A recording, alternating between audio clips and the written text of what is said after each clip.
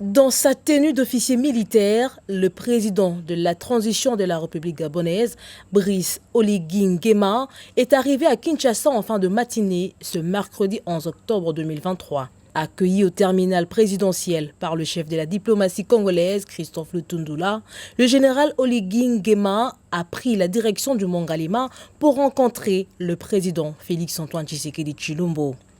Au palais présidentiel, les deux chefs d'État ont eu un entretien en tête-à-tête de plus de 2 heures avant d'associer leurs collaborateurs respectifs. Diplomatie, sécurité et climat étaient au centre de leurs entretiens.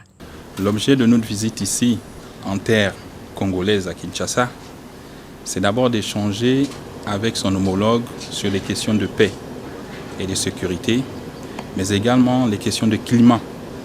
Comme vous le savez, il y aura une conférence sur les bassins du Congo, non loin d'ici à Brazzaville, et nous comptons nous y rendre et échanger également pour des questions de climat qui concernent également l'Afrique.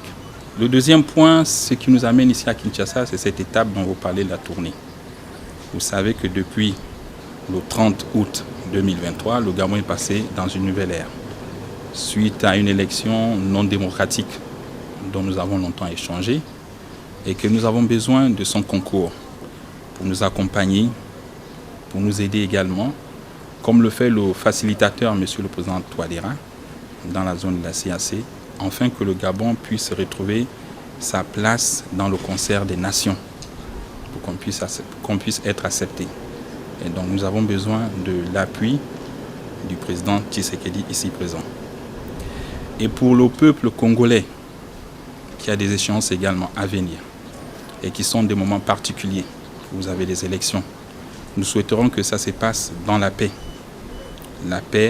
sociale, et que nous avons constaté que depuis l'arrivée du président Tshisekedi au pouvoir, depuis son intronisation, il y a la paix, cette paix ici au Congo. Et c'est cette paix qu'il faut préserver et qu'il faut continuer. C'est sur ces chaudes accolades et un large sourire que les deux personnalités, que les deux chefs d'État se sont séparés. Le général président a repris son avion pour le palais du bord de mer à Libreville.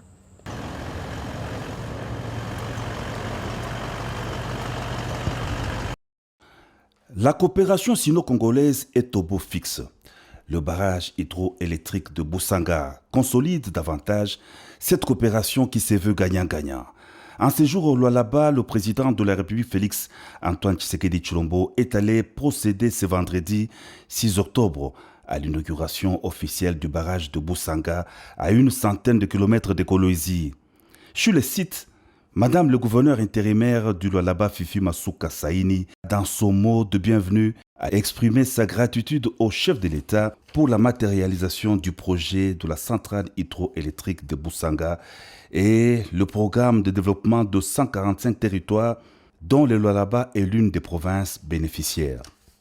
Plusieurs intervenants, le responsable de l'agence de pilotage, de coordination et de suivi des conventions de collaboration, le directeur général de CREC Ressources et le ministre des Ressources hydrauliques et électricité ont tour à tour salué l'inauguration du barrage de Boussanga qui va exercer une influence positive sur le développement des infrastructures et des villes, et ce, grâce au leadership éclairé du président de la République qui a conclu avec son homologue chinois Xi Jinping le partenariat stratégique pour une coopération globale gagnant-gagnant.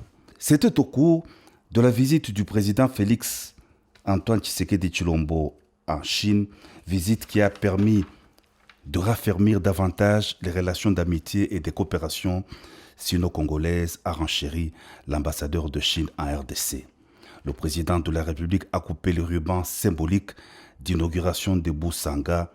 Le Lualaba est désormais une des provinces qui vient de résoudre le problème d'électricité grâce à la centrale hydroélectrique de Boussanga d'une capacité de 240 MW.